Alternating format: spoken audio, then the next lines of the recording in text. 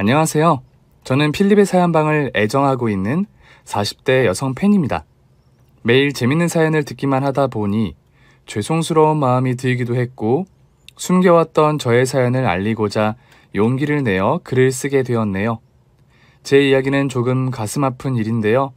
그렇다고 슬프지만 않고 재밌고 통쾌하답니다. 그럼 지금부터 재밌게 사연을 적어보도록 할게요. 몹시 가난한 집에서 나고 자란 저는 고등학교를 간신히 졸업했습니다. 그때 당시만 해도 학교 다니는데 등록금도 들었고 급식비나 이것저것 나가는 돈이 많아서 학교 다니는 것이 눈치 보였답니다. 가난한 집안에서 자란 사람들은 제 마음을 아시겠죠? 여하튼 학교를 졸업하고 20살이 되자마자 생활전선에 뛰어들었습니다. 학창시절에는 시간 나는 대로 알바를 하긴 했었는데 온종일 일해본 적은 없어서 무엇을 해야 할지 고민되더군요. 이거다 싶던 직업들 중 몇 개를 추려봤는데 숙식 가능한 공장, 풀타임 식당 서빙 일도 있었고 돈을 많이 준다는 골프 캐디도 있었습니다. 그 세 가지 중에 무엇을 할지는 먼저 뽑아주는 곳을 선택하기로 했어요. 세 곳에 모두 이력서를 넣었는데 연락 온 곳은 한 곳뿐이었습니다. 바로 숙식되는 공장이었답니다. 식당은 외모를 많이 봐서 그런지 탈락했고 캐디 또한 외모를 중요시했는지 연락이 없더라고요. 그래서 저를 불러준 공장에 입사해서 기숙사 생활을 하며 돈을 벌었어요. 저는 공장에 들어가며 한 가지 결심하게 되었는데 잘리지 않는 이상 뼈를 묻을 각오로 오랫동안 버티기로 했습니다. 일이 매우 힘들고 2주 2교대로 돌아갔기 때문에 밤낮을 바꿔가며 일해야 해서 몸이 많이 상했어요. 그래서 다이어트를 할 필요 없이 살이 쭉쭉 빠졌답니다. 그렇게 강산이 한번 바뀌도록 열심히 공장에서 일했고 30 넘어서는 반장까지 하게 되면서 연봉도 많이 올랐답니다. 그런데 아무리 열심히 일해봤자 중소기업 공장의 월급은 매우 낮았습니다. 얼마라고 말씀은 드리지 못하지만 진짜 이 돈을 받고 일을 왜 하냐고 말이 절로 나올 수준이에요. 어쨌든 한 우물만 파던 저는 어느새 30 중반의 나이가 되었고 만족할 만한 적금 통장과 그리고 가끔 편하게 술 마실 정도의 여유를 가지고 살았어요. 그러다 곧 남자가 생겼습니다. 제가 연애를 해본 게 딱 2번뿐이었는데 모두 공장을 다니는 남자였고 오래 가지 못했답니다. 사귀던 남자들은 공장을 그만두면서 저와의 연애도 같이 그만두고 떠나더라고요.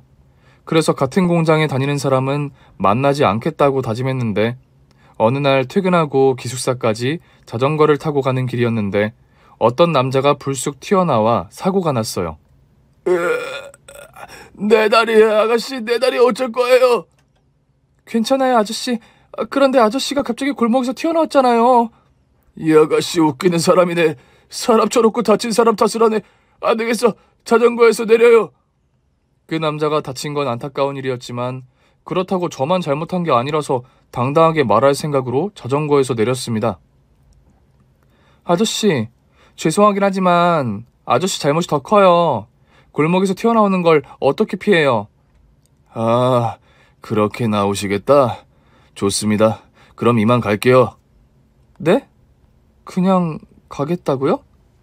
남자는 세워진 저의 자전거를 타더니 페달을 돌리며 앞으로 나가더군요.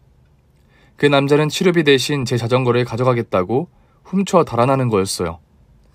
이봐 아가씨, 자전거 찾고 싶으면 저기 있는 물류센터로 와요. 내 이름은 진상백입니다. 사과하고 찾아가세요. 아저씨, 이러는 법이 어디 있어요? 이건 도둑질이라고요. 나 아저씨 아니에요. 총각입니다. 그렇게 웃기지도 않은 사건이 일어났고 얼마 뒤 자전거를 찾으려고 물류센터를 찾아갔습니다.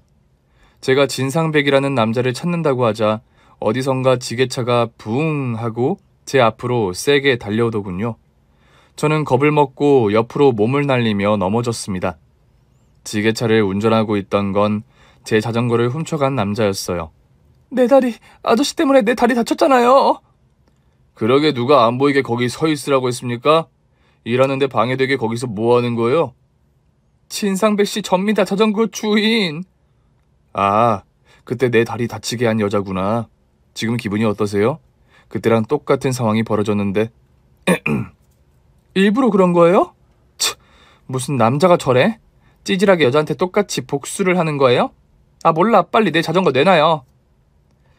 그거 고물상 가서 엿바꿔 먹었는데. 뭐라고요? 장난치지 말고 빨리 주세요. 그게 저한테 얼마나 중요한 건데요. 그럼 이따 6시에 요 앞에 콩나물 국밥집으로 오세요. 진짜로 그때 줄게요. 여보세요. 장난도 정도껏 치세요. 그냥 빨리 자전거 주고 이 악연을 좀 끝내시다. 사람 참... 악연이 뭡니까? 옷깃만 스쳐도 인연이라는 말이 있는데 우리 둘은 접촉사고를 2번이나 주고받은 사이잖아요. 운명의 상대라고 생각하고 이따 국밥집에서 봅시다. 그럼 나 일하게 그만 나가주세요. 뭐야, 저 능글맞은 느끼한 멘트는. 아저씨, 그냥 가지 말고 빨리 자전거 달라고요. 그러자 그는 키득거리면서 지게차를 끌고 일터 안으로 사라졌습니다. 결국 저는 그날 저녁 6시에 국밥집으로 가게 되었고 남자를 이틀 만에 3번이나 보게 되었어요. 이봐요. 진상배 씨, 자전거 또 안 가지고 왔어요?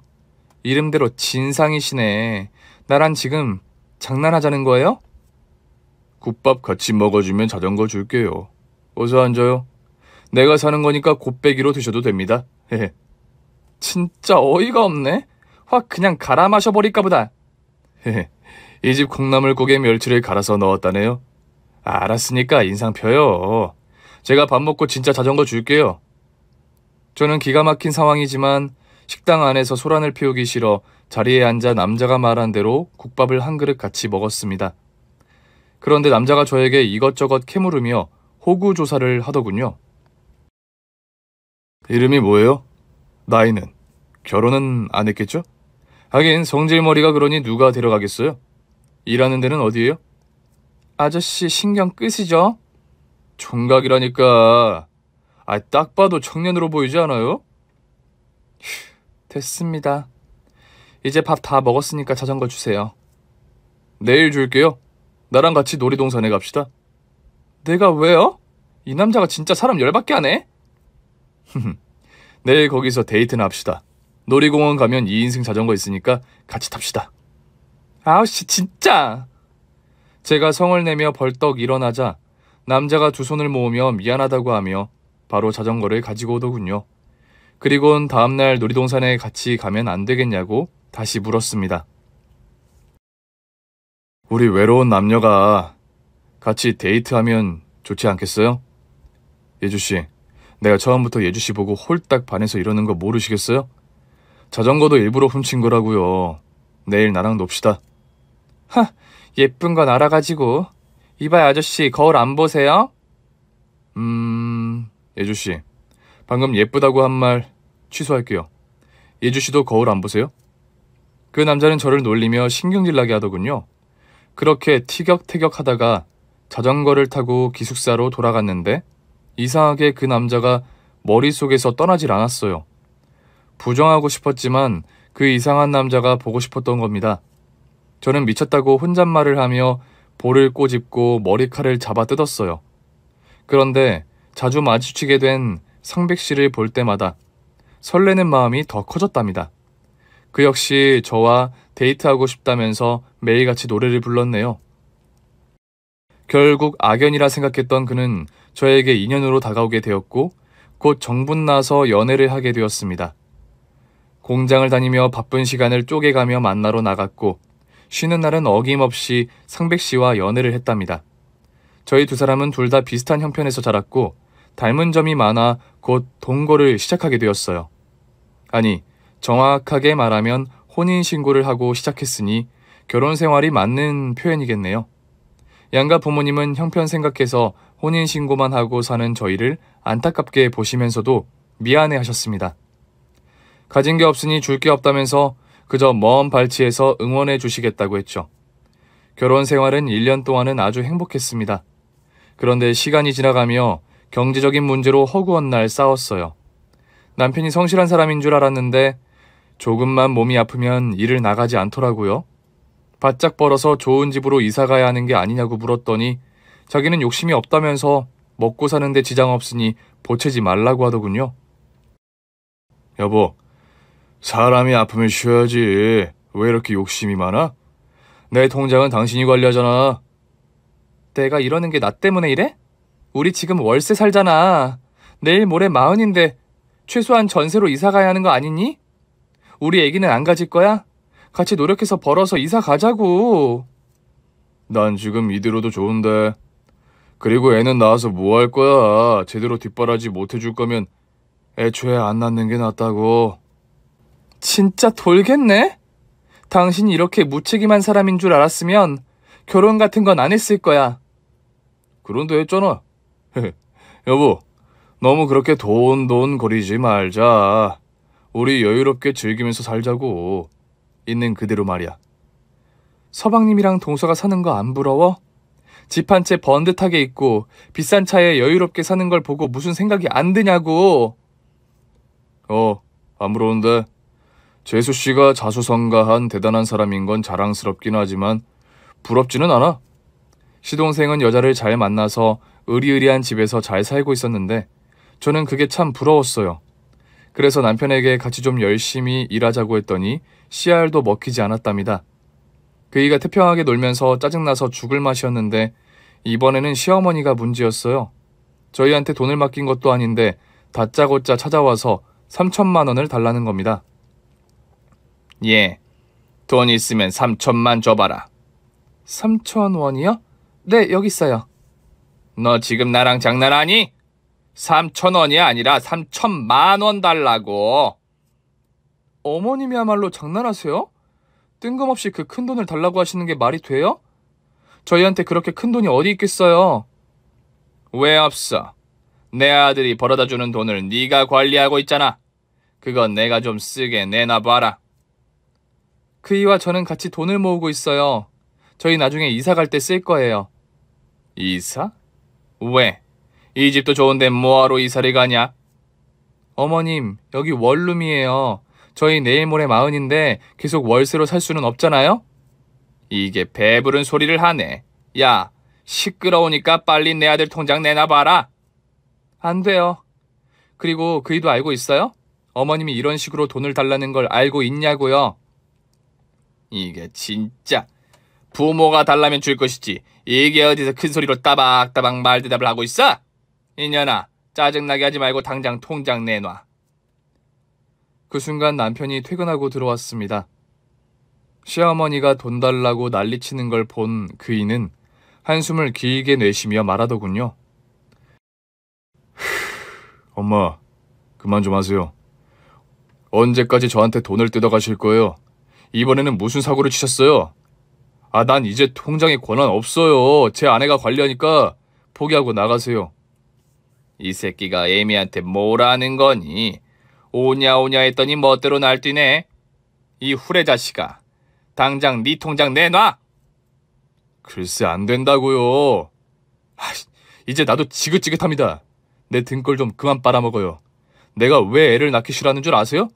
내가 자식한테 엄마처럼 굴까봐 겁나서 그런다고요. 이놈의 자식이 어디서 애미한테 큰 소리야. 야, 낳아주고 키워주는 애를 생각하고 이 애미한테 좀 베풀면 덧나냐? 이 이기적인 놈아. 됐다. 더럽고 치사해서 안 받는다. 둘째 상태한테 가서 받으면 되니까. 시어머니는 남편의 따귀를 날리고 욕을 한 사발 하고는 집 밖으로 나가셨습니다. 그이는 집안에서 아무 말도 하지 않고 기분이 상한 채로 앉아있다가 곧 가볼 데가 있다며 일어섰습니다. 여보, 나 바람 좀 쐬고 올게. 뭐? 이 추위에 어딜 간다는 거야? 여보, 당신 패딩 좀 입고 나갈게. 잠깐이면 되니까 걱정하지 마. 그이는 담배를 피우려는지 가벼운 옷차림에 제 패딩 잠바를 입고 나갔습니다. 그런데 30분이 지나도 그이가 돌아오지 않았어요. 저는 걱정되는 마음에 밖으로 나가봤습니다. 그런데 집 근처 공터에 제 점퍼가 눈에 들어왔어요. 저는 뛰어서 다가서 확인해 봤는데 남편이 머리를 크게 다쳐서 쓰러져 있더군요. 여보, 이게 어떻게 된 일이야? 여보, 정신 차려봐, 여보! 그이는 눈을 감고 있었고 숨을 쉬고 있지 않았습니다. 바로 119에 신고하고 심폐소생술을 시도했습니다. 하지만 그이는 의식을 차리지 못했고 숨이 돌아오지 않았습니다. 이윽고 구급대원들이 도착해서 급하게 데리고 병원에 가봤지만 이미 숨져 있어서 아무것도 못한다고 하더군요. 너무 갑작스러운 남편의 죽음에 충격을 받은 저는 오열하며 시어머니와 시동생에게 연락했습니다. 잠시 후 시모자와 동서까지 왔는데 모두들 남편의 죽음을 보고 믿지 못하는 얼굴이었습니다. 특히 시어머니는 왜 당신 아들이 왜 여기에 누워있느냐며 울부짖었습니다. 그리곤 저를 원망의 눈빛으로 쏘아보더니 사정없이 제 뺨을 날리더라고요. 이 모든 게 제 탓이라며 잡아먹을 기세였죠. 저는 아무런 저항도 못하고 그냥 맞고만 있었습니다. 그러자 동서가 시어머니를 말리면서 흥분을 가라앉혔습니다. 남편의 사인은 뇌진탕이었고 공터 근처 난간에서 담배를 피우다가 추락한 것으로 밝혀졌습니다. 허망하고 황망한 죽음이었죠. 이후 저는 남편이 남겨준 돈과 보험금을 받게 되었는데 시어머니가 찾아와서 그 돈을 빼앗아 가셨습니다. 남편의 유산을 받긴 했지만 마음 편히 쓸 자신이 없어서 욕심 없이 시어머니한테 돈을 드렸어요. 그리고 시댁과의 인연은 끝이 나는 줄 알았습니다. 그런데 동서가 제 걱정이 되었는지 자주 연락하고 찾아왔습니다. 형님, 요즘 어떻게 지내세요? 시어머니한테 유산 빼앗겼다면서요. 그런 건 어떻게 알았대? 내가 그 돈을 어떻게 쓰겠어? 모든 게 다 내 탓 같은데. 형님, 저 형님 좋아했어요. 그거 아셨어요? 그래, 고맙다. 내가 어디가 좋은지 모르겠지만 자네 같은 자수성가가 좋아해줬다니 영광이네. 형님, 혹시 저한테 기술 배우지 않으실래요? 제가 헤어샵 프랜차이즈점이 20개가 넘는 거 아시죠? 실력 있는 헤어 디자이너라고요. 당연히 알지. 그런데 더는 시댁 사람들과 보고 싶지 않아. 자네도 시댁 사람이잖아. 괜히 내 마음이 불편하고 좋지 않아서 말이야. 제안은 고맙지만 거절할게. 형님, 절 동서가 아닌 동생으로 봐주면 되잖아요. 안 되겠어요. 이왕 말 나온 김에 우리 언니 동생 해요, 언니. 동서는 저와 계속 인연을 이어가고 싶었는지 언니 소리를 해가면서 정을 붙이려고 하더군요. 그래서 저는 동서의 호의를 받아주기로 했고 언니 동생으로 지내면서 미용 기술을 배웠습니다. 그런데 저에게 숨겨진 재능이 있었는지 가위질을 참 잘했어요. 가발로 연습했는데 흥미도 있고 머리를 예쁘게 완성하면 성취감도 크게 들었답니다. 이에 저는 앞으로 갈 길이 헤어 디자이너라고 여기면서 동서 밑에서 끝까지 일해보기로 결심했습니다. 언니 실력 진짜 많이 늘었네. 이제 실전으로 나가도 되겠어. 지유야, 정말 그러니? 이 언니가 진짜 실력이 좋은 거 맞아? 난 일을 할 때는 빈말 안 해. 아무리 친한 사람이어도 객관적이고 냉정하게 평가한다고. 언니는 내가 본 제자들 중에 단연 최고야. 재능이 충만하다고. 언니, 파주에 있는 내 헤어샵으로 출근하면 되겠다. 언니 집에서도 제일 가깝고 나도 거기 매일 오후에 2시간씩 있으니까 아주 좋을 것 같아. 지유야, 고맙다. 너 아니었으면 난 아직도 단순 노무나 하고 있었을 거야. 남편이 세상을 떠나고 갈피를 못 잡고 있었는데 네가 날 도와주고 잡아줘서 얼마나 고마운 줄 몰라. 언니야, 난 처음부터 언니가 좋았어. 비록 진짜 친해진 건 아주버님과 사별하고 난 후부터지만 난 언니가 진짜 오래된 내 언니 같아. 앞으로도 계속 내 언니로 남아줘. 내가 언니인지 네가 언니인지 모르겠다. 넌 어쩜 능력 좋은 애가 마음씨도 어쩜 그렇게 예쁘니? 그런가? 내가 좀 완벽하긴 하지. 동서는 알면 알수록 정말 예쁘고 선한 사람이었습니다. 다만 이렇게 완벽한 동서가 왜 시동생 같은 남자와 결혼했는지 모르겠더라고요. 물론 제가 모르는 매력이 많겠지만 아무리 생각해도 동서가 많이 아까웠습니다. 동서는 안타깝게도 불임이라 이세를 낳지 못하고 시동생과 입양을 계획하고 있다 전했어요. 그래서 잘 지내고 있나 싶었는데 몇 달 뒤 동서가 술을 한잔 하자고 하더군요. 무슨 일이냐고 물었더니 시동생과 이혼했다고 합니다. 아무리 생각해도 그 인간이랑은 계속 못 살겠어요. 제가 버는 돈을 펑펑 쓰기만 하고 나태하게 지내는 걸 더는 못 보겠어요. 또 시어머니가 때때로 찾아와서 목돈을 요구하는 것도 들어주기 힘들고요. 지우야, 이혼했구나. 그런데 왜 내 마음이 기쁘지? 잘했어, 지우야. 그 집 식구들이랑 연 끊은 걸 축하해. 난 남편하고 싸우면서 지내긴 했지만 그래도 사이는 나쁘지 않았어. 늘 시어머니가 문제였지. 너도 많이 시달렸지? 진짜 걔 진상이라니까. 나를 ATM기로 여긴다니까. 아이 입양해서 잘 살아보려고 했는데 두 모자한테 질려버려서 이혼해버렸어.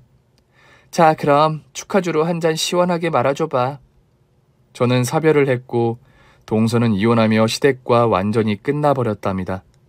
그래서 저희 두 사람은 이전보다 더 돈독해진 자매처럼 지냈습니다. 진짜 전생의 자매 사이였는지 하나부터 열까지 잘 통하기도 했고 언제 보든 기분 좋은 사이였습니다. 그러던 어느 평일 저녁이었어요. 동서는 매일 오후에 제가 일하는 파주 지점 헤어샵에 들렀는데 그날은 저녁 시간까지 나오지 않았습니다. 가끔 사정이 있어 못 오는 날이 있어 그런 줄 알았는데 다음날 충격적인 연락을 받게 되었답니다. 경찰서에서 연락이 왔는데 제 동서가 사망했다는 전화였어요. 이게 무슨 소리인지 전혀 이해가 되지 않아 경찰서로 달려갔더니 동서가 집에서 샤워를 하고 나오다가 미끄러져서 넘어지며 머리를 다쳤고 급성 뇌출혈로 숨지고 말았다는 겁니다. 그런데 경찰들이 조사를 하는데 석연찮은 부분이 있어서 부검 신청을 했다고 하더라고요. 저는 남편을 잃었을 때보다 더 황망하고 비통해서 눈앞이 보이지 않을 만큼 많은 눈물을 흘렸습니다. 형사님, 제 동생 지우가 누구한테 공격을 받은 것 같나요? 아직 결과가 나온 건 아니고 조사 중입니다. 저희도 의심되는 부분이 몇 가지 있어서 부검을 의뢰한 상태이니 조금 기다려보죠. 아파트 CCTV가 녹화가 되지 않은 상태더라고요. 주차장 블랙박스랑 근처 카메라를 다 뒤져봤는데 누가 침입한지는 밝혀지지 않았습니다.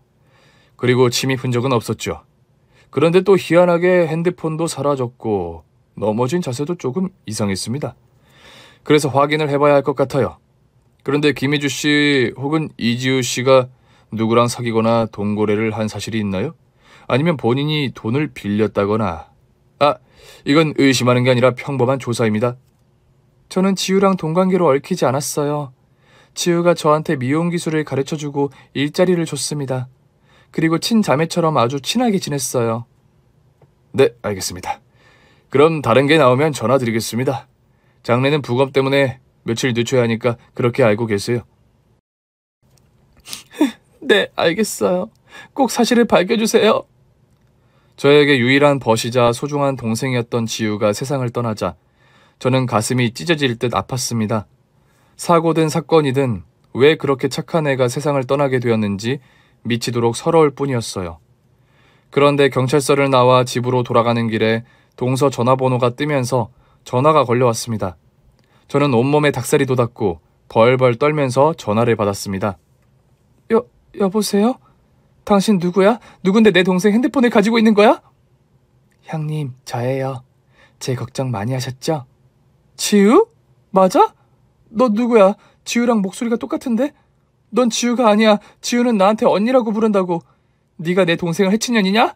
너 누구야? 누군지 말하란 말이야. 언니, 제가 깜빡했어요. 미안해요. 오해하게 해서. 언니, 저 지우 맞아요. 지우가 맞다고? 지금 네가 죽었다는 소식을 듣고 경찰서에 다녀오는 길인데? 형님, 아니, 언니, 그건 제가 아니에요. 말로 설명하기에는 조금 한계가 있어요. 혹시 저를 만나주실 수 있어요? 전화 속 여자는 동서와 목소리는 똑같았지만 뭔가 이상했습니다. 죽은 동서가 만나자고 하니 온몸에 소름이 돋기도 했죠. 그래서 일단 지우를 만나보기로 결정했습니다. 무슨 일이 어떻게 돌아가는지 제가 직접 밝히기로 했어요. 그래, 지우야. 내가 네가 있는 곳으로 갈게. 거기 어디니? 문자로 찍어드릴게요, 언니. 저를 믿으세요? 그래, 믿어. 지우야, 언니가 금방 갈 테니까 조금만 기다려. 저는 문자로 남긴 주소로 택시를 타고 달려갔습니다. 그곳은 인적이 드문 골목의 한 카페였습니다. 밖에서 봐도 카페 유리창 너머에 앉아있는 여자가 지우라는 걸 알 수 있었습니다. 저는 놀란 얼굴로 카페 안을 뛰어들어갔습니다. 그리고 지우를 끌어안았어요. 지우야, 어떻게 된 거야? 너 살아있었던 거야? 그런데 경찰이 왜 사망한 사람이 너라는 거야? 언니, 흥분 가라앉히고 앉으세요. 일단 커피 마시고 진정부터 하세요. 동서는 자리에서 일어나 커피 주문을 하고 아메리카노 2잔을 들고 자리에 앉았습니다. 그런데 다시 보니 지우와 몹시 닮긴 했지만 다른 사람이라는 걸 알 수 있었어요. 제 앞에 있는 여자는 분장을 한 것 같았습니다. 일단 여자가 하는 말을 먼저 들어봤어요. 저 언니, 혹시 저랑 돈거래를 하셨나요? 그게 그러니까 제가 머리를 다치는 바람에 기억나는 게 하나도 없어서요. 돈? 아니, 네가 날 먹고 살게 해줬는데 돈까지 빌릴 리가 있겠어? 그런가요? 제 시어머니랑 남편이 하는 말은 다르던데요. 저랑 가장 밀접하게 붙어 지내면서 금전관계가 많다고 들었어요. 그 순간 동서가 아닌 여자에게 동문서답을 했습니다.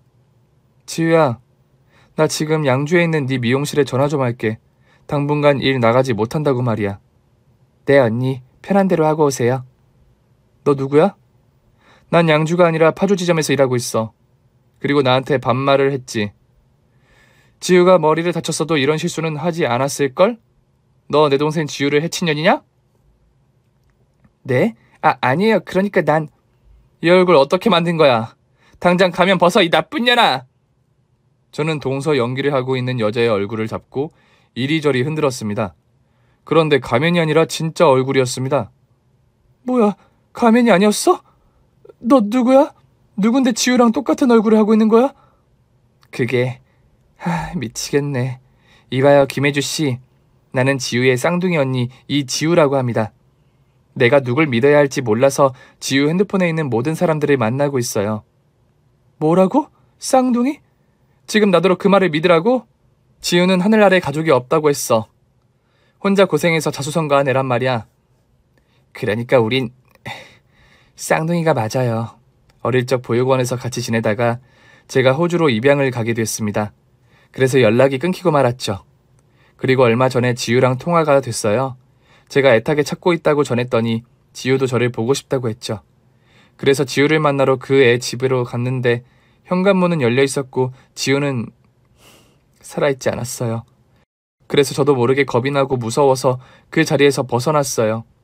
왜 그랬는지 나도 모르겠단 말이에요. 그래서 전 이 사건을 꼭 해결할 겁니다. 잠깐, 그러니까 지우를 최초로 목격한 게 당신이라고? 쌍둥이인 당신이 왜 지우가 수십 년 만에 만나게 된 날 그런 사고가 벌어진 거지? 그리고 자매라면 신고를 하고 끝까지 같이 있어야 정상 아닌가?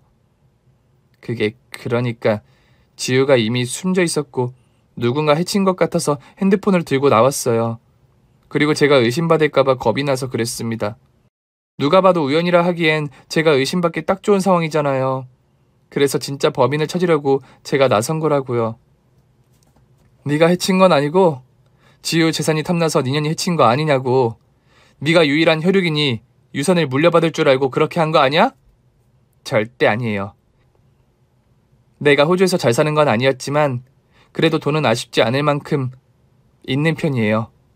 이봐요, 김혜주 씨. 2시간 전에 시모랑 전 남편을 만나고 왔는데 그 두 사람은 당신을 의심했어요. 제 동생에게 기생하고 산다는 말을 하면서 당신이 돈을 노리고 해쳤을 거라고요. 그 인간들이 그렇게 말해요? 그 시모라는 사람이 지우한테 뜯어간 돈이 얼마인 줄이나 아세요? 시모가 지우의 돈에 집착한 게 결정적인 이혼 사유라고요. 그게 정말이에요? 잠깐, 생각해보니 이상한 점이 있어요. 두 사람은 내 얼굴을 보고 잠시 기절했어요. 언니처럼 내가 살아있을 수 있다는 희망이 보이지 않았다고요. 이게 다 뭐하는 짓인지 모르겠네. 난 당신도 믿을 수 없고 시어머니나 그 집 아들도 믿을 수 없어요. 난 경찰에 신고하겠어요. 당신이 핸드폰을 훔쳐간 최초 목격자라고. 잠시만요. 우리가 그 시모자를 몰래 감시해보는 건 어때요? 두 사람이 무슨 짓을 저질렀다면 뭔가 나올 것 같은데 나랑 같이 조사해주면 안 되겠어요? 조사는 경찰이 하는 거고 당신이랑 시모자도 조사를 받아야 한다고. 난 경찰에 신고할 거란 말이야. 저는 이 상황에서 누구도 믿을 수 없었습니다. 하지만 뭐가 됐든 지우는 혼자 넘어져서 숨진 게 아니라는 건 확실해 보였습니다. 그래서 112 버튼을 눌렀는데 통화 버튼을 누르지 못했어요. 제 앞에 지유와 똑같이 생긴 여자가 간절하게 호소하는 걸 보니 꼭 동생 지유가 부탁하는 것 같았답니다. 그래서 전 여자에게 말했어요. 내가 당신을 믿어야 할지 모르겠지만 일단 같이 움직입시다. 가장 의심되는 시어머니랑 아들놈의 뒤를 밟아보자고요. 고마워요. 그래서 전 동서와 똑같이 생긴 쌍둥이와 한 차를 타고 움직였습니다. 이윽고 시댁 앞에 섰는데 우연히도 시모자가 둘이 급하게 나오더군요. 두 사람 손에는 큼지막한 캐리어가 하나씩 들려 있었습니다. 누가 봐도 도망치려고 튀어나온 것이었죠. 저와 지우 씨는 두 사람이 차에 오르는 걸 보고 뒤따라갔습니다. 두 사람이 제 동생을 해친 범인이라는 의심을 가득 안고 따라갔죠. 이윽고 두 모자가 차를 세운 곳은 제 남편이 숨진 공터였어요. 거기서 무슨 짓을 하는지 차를 멀리 주차하고 건물 안으로 들어가 몰래 숨어서 엿보았답니다. 잠시 후 두 모자가 캐리어를 열더니 옷을 꺼내 드럼통에 넣더군요. 그리고 대화가 시작되었습니다. 상태야, 옷 다 넣었으면 기름 넣고 불 붙여라. 여긴만큼 깔끔하게 증거 없앨 만한 곳도 없다. 여긴 재개발이 안 돼서 아무도 찾아오지 않을 거야. 엄마, 우리가 지우 걔를 해친 걸 들킬 일은 없겠지? 경찰이 부검한다고 하던데 혹시 무슨 증거라도 나오면 어쩌지? 샤워하다 나와서 자빠져 돼진 거로 위장했잖아. 걸릴 일 없으니까 걱정하지 마. 그래도 부검한다니까 쫄리잖아. 뭐 흘리고 온 거 없는 거 맞지? 나도 몰라. 그냥 입 닥치고 옷이나 태워. 그년이 돈만 줬으면 멀쩡히 살아있었을 거야. 그러게 왜 말 안 듣고 까불다가 쳐맞아 돼지냐고. 하여튼 있는 년들이 더해요. 그년이 혼자 잘 먹고 사는 꼴이 보기 싫었는데 아주 잘 됐다. 상태 너 정신 똑바로 차려. 중국 가서 얼마든지 새로 시작할 수 있으니까. 다른 건 몰라도 지유 그년 집에 있던 골드바는 건졌잖아. 경찰이 지유 집에 골드바가 있던 건 모르는 눈치더라. 아마 그년도 아무도 몰래 침대 매트리스 밑에 놓았으니 알 도리가 없겠지. 우리가 골드바를 판 돈이 무려 30억이라고. 그 돈이 우리 해외 계좌로 안전하게 있으니까 그만 질질 짜고 빨리 정리하고 하자. 두 모자의 말을 들어보니 자유를 해친 게 확실했습니다. 저는 분노하고 있었는데 두 모자에 이어지는 대화는 더 엽기적이었어요. 에휴, 여기가 우리 아들이 떨어진 자리지. 바람 쐬러 온 아들 내미를 알아보지 못하고 밀어버린 내가 한심한 년이지. 그러게 왜 지 마누라 패딩 잠바를 입고 나와서 헷갈리게 만들어. 엄마, 그래도 형 재산이랑 보험금은 우리가 다 받아 챙겼잖아. 형수가 제정신이 아니고 어리바리 되는 바람에 쉽게 돈을 빼앗았잖아. 다 지나간 일이니까 잊어버려. 우리가 일부러 형을 그렇게 만든 게 아니잖아. 그래, 내가 며느리 2년을 잡았다고 생각하자. 아들이 아니라 그 공돌이 년이 되졌다고 생각하자. 큰아들은 어디선가 살아있다고 믿으면서 살자고. 휴. 엄마, 다 되었어. 이제 빨리 가자. 엄마, 그런데 중국 가면 신분 위장할 수 있는 거 맞아? 그렇다니까. 거기도 노숙자 신분 사서 살 수 있어. 우린 이제 행방불명된 사람으로 살아갈 거다. 그럼 이제 한국에 다시는 올 일이 없다고. 자, 그만 가자. 지우의 쌍둥이 언니는 이 상황을 모두 동영상에 담았고 저는 폐건물에 있던 강목 하나를 집어들고 두 모자 앞에 모습을 드러냈습니다. 먼저 시어머니의 머리를 갈기고 시동생의 면상을 날려버렸습니다. 이 미친 것들! 지유를 해친 게 니들이었어? 그 착한 애를 왜? 돈이 그렇게 좋았냐? 또 내 남편을 그렇게 만든 게 니년이었어? 내 패딩 잠바를 입고 있어서 나인 줄 알고 밀어버렸다고? 내가 죽으면 보험금 챙겨 먹으려고? 아, 머리야, 너 뭐야? 언제부터 거기 있었어? 형수님, 뭔가 오해가 있는 모양인데요. 저희는 지우랑 형의 죽음에 아무런 관련이 없습니다. 우리가 한 말은 그러니까 소설이에요. 엄마랑 제가 추리소설을 쓰고 있는데 우리 집안 사람이 2명이나 세상을 떠나서 이걸 소설로 만들어 볼 생각이에요. 칠할연병을 하네. 빠져나갈 구멍을 찾으려고 별소리를 다 한다. 서방님아, 니들은 나에게 가장 소중한 2사람을 빼앗아갔어. 오늘 너희 둘은 감옥이 아니라 지옥으로 갈 거야.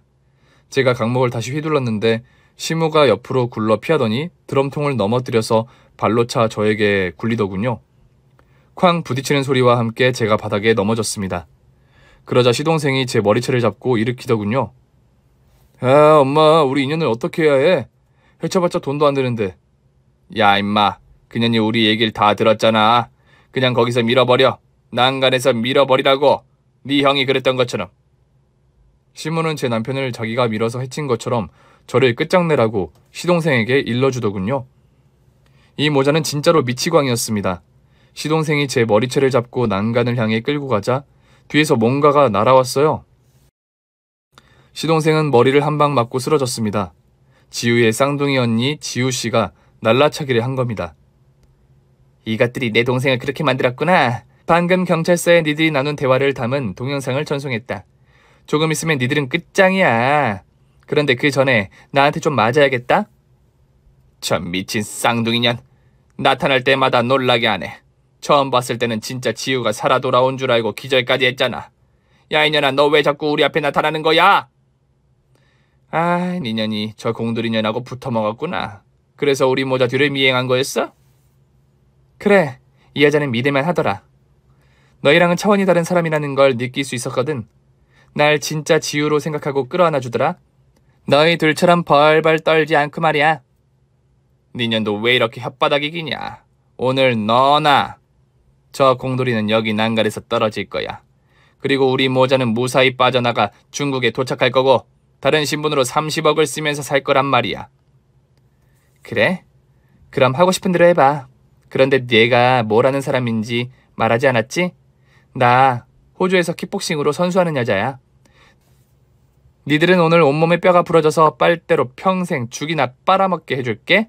그럼 시작한다. 지우씨는 시어머니의 종아리에 로우킥을 한 대 갈겼습니다. 쩔뚝대며 뒷걸음질을 하던 시모를 향해 플라잉 니킥을 했어요. 쌍코피가 터지고 눈이 풀린 시모는 쓰러지기 직전이었는데 지우씨의 폭풍 발차기가 복부와 갈비뼈, 허벅지와 무릎을 연타로 갈겨대자 시모는 꽥 소리를 내고 바닥으로 쓰러지며 기절했습니다. 그 틈에 혼자 도망치고 있던 시동생을 발견하자 드럼통을 밟고 뛰어올라 공중을 한 바퀴 돌고 시동생 뒤통수에 하이킥을 날렸어요. 그러자 자빠진 시동생은 무차별한 사커킥을 맞았습니다. 제가 눈으로만 보고 있는데도 소름이 끼칠 정도로 무시무시한 발차기였습니다. 결국 두 모자는 탈출하는 데 실패했고 곧 도착한 형사들에게 잡혀서 끌려나갔어요. 저는 지우와 남편이 어떻게 세상을 떠났는지 진실을 알고 받은 충격으로 온몸에 힘이 들어가지 않아 폐건물 난간에 걸터 앉아 있었습니다. 그러자 지우씨가 제 옆에 앉더군요. 언니, 저도 언니라고 불러도 되죠? 편할 대로요. 나한테 소중한 두 사람을 해친 게 미친 시모라니. 도대체 어디서부터 잘못된 걸까요? 내가 패딩 잠바를 입고 외출했다면 남편이 살아있었을까요? 동서의 운명도 달라졌을까요? 아니요. 저 늙은 여자는 돈이라면 무슨 짓을 해도 끝까지 할 악마입니다. 언니가 죄책감 가질 필요 없으니까 그만 괴로워하세요. 지우가 보고 싶어요. 미치도록, 사무치도록 보고 싶다고요. 그럼 제 얼굴을 보세요. 제가 이제부터 언니 동생 하면 되잖아요. 저는 넉나간 얼굴로 지우씨의 얼굴을 자세히 봤습니다. 그러네. 진짜 지우가 여기 있네. 지우야, 미안해. 내가 지켜주지 못해서 너무너무 미안해. 아니야, 언니. 언니 덕분에 행복한 순간이 많았어. 그러니까 잊어버리고 내 쌍둥이 언니를 동생 삼고 살아봐. 와, 진짜 똑같다. 이번에는 목소리랑 말투가 완전 똑같았어요. 신기하네. 쌍둥이라 역시 똑같구나. 저기 언니, 드릴 말씀이 있어요. 지우의 전 재산과 헤어샵을 모두 언니가 받아주세요. 저는 그걸 받을 자격도 없고 받고 싶은 마음도 없어요. 에이, 그걸 내가 어떻게 받나. 지우씨가 받아야지. 유일한 혈육이잖아. 그 얘긴 그만하고 이리 와서 나 좀 안아줘봐. 지우가 그리우니까 좀 안고 싶어. 그러자 지우씨는 제 부탁대로 저를 꼭 끌어안아 주었습니다. 그녀의 품은 지우의 품과 아주 많이 비슷했답니다. 거기서 오랜 시간 껴안고 울었고 해질녘에 공터에서 나왔습니다. 저희 두 사람은 경찰서에 가서 증언을 하듯 오랫동안 하고 집으로 돌아갔습니다. 시모자는 구속수사를 받게 되었는데 모든 죄를 시인했어요. 자유 몸에서 두 모자의 DNA가 나와서 발 뺄 수가 없었죠. 시몬은 가진 재산을 모두 압수당했고 서선 변호사를 살 수가 없어 국선 변호사를 선임하게 되었는데 무조건 시인하고 용서를 빌며 감형받으라고 했다며 판사님에게 용서를 빌었답니다. 하지만 판사님은 두 모자에게 자비 없이 큰 형량을 선고했어요. 두 사람은 억울하다는 듯 울면서 끌려 나갔습니다. 그것으로 모든 복수의 막을 내리게 되었죠. 그제야 지우의 장례식을 치르게 되었습니다. 편히 눈 감길 바라며 영원한 이별을 했답니다. 저는 지우 씨의 바람대로 지우의 모든 재산을 상속받았고 헤어샵 20개를 인정받았답니다. 아주 큰 재산을 받았지만 기쁘거나 좋지는 않았습니다. 여하튼 통장에 든 돈은 모두 취약계층 노인과 보육원에 기부를 했어요. 지우를 위해 뭔가 뜻깊은 걸 해주고 싶었거든요. 헤어샵에서 나오는 수익 또한 좋은 곳에 기부했고 제 몫의 월급만 받아가면서 생활했습니다. 그리고 지우 씨는 호주로 돌아갔다가 다시 한국으로 왔어요. 자기 남편과 한국에서 살기로 결정했다며 돌아왔답니다. 지우야, 나 때문에 한국 온 건 아니지? 아니, 맞는데. 지우가 언니를 왜 좋아하는지 알 것 같아. 매력이 철철 넘쳐서 끌리더라, 언니. 나 여기서 킥복싱 체육관 내기로 했어. 남편도 운동하는 사람이라 같이 운영할 거야. 집도 언니랑 가까운 곳에 마련했어. 그래? 그거 참 반가운 소리네. 고맙다, 지우야. 이 언니를 위해줘서. 아, 네 남편은 호주 사람이구나. 내가 영어를 잘 못하는데. Hi, my name is 예수 Kim. What's your name? 내 이름은 브래드 피트야. 만나서 반가워. 예주, my wife가 예주 엄청 좋아해. 그래서 나도 예주 좋아할 거야. I like you. 오, 한국말 잘하네. 이야, 지우 너는 좋겠다. 이렇게 잘생긴 남편이랑 살면 무슨 기분이 드니? 뭐 그냥 그래, 언니. 남자는 불 끄면 다 똑같아. 그렇게 지우는 지우 대신 제 동생이 되어주었고 가까운 이웃이 되어주었습니다. 저희는 매주 한 번씩 만나서 밥도 먹고 술도 먹고 지내고 있답니다. 그러던 중 지우 남편 브래드의 형이 한국에 놀러 왔는데 정말 운명적으로 저와 눈을 맞게 되었어요. 그래서 글을 쓰는 지금은 제 옆에 호주 남편과 동생 지우와 시동생 브래드가 함께 있답니다. 저희 자매는 호주 남편들 한국말을 가르치려고 필립의 사연방을 자주 틀어주고 있어요. 구수한 표현부터 찰진 욕까지 제대로 가르치고 싶어서 종종 들려주고 있답니다. 그럼 저의 끔찍하고도 슬픈 이야기이자 복수와 감동까지 더한 모두 채운 사연은 여기서 그만 줄여야겠네요. 부디 재밌게 들어주셨길 바라며 떠나겠습니다. 들어주신 분들 모두 감사합니다. 안녕히 계세요. 오늘 준비한 사연은 여기까지입니다. 재미있게 들으셨다면 구독과 좋아요, 알림 설정까지 눌러주세요. 그럼 저는 다음 사연으로 찾아뵐게요. 오늘도 건강하고 행복하세요.